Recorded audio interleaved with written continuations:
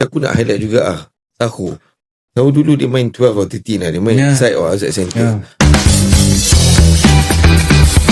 Lepas tu bila time national team Saho akan dipanggil. Tak kisahlah dia main inside ke outside center. Tapi kita ada all these Fijians. Mana Fijian datang semua, aku bet dengan kau, kalau dia tak main 12-13, dia akan main 8. 12-13, 8. 12-13, 8. Flanker tu saya sekali.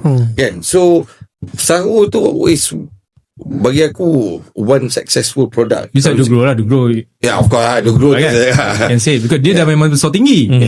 You come across that player once every 30 years kan.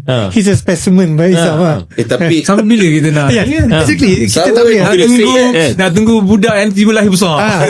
Besar yang boleh memang fit macam Saho. Dia punya betul punya besar masa main aku cakap budak ni form 4 form 5 baru aku cakap besar macam ni masa tu lah kan.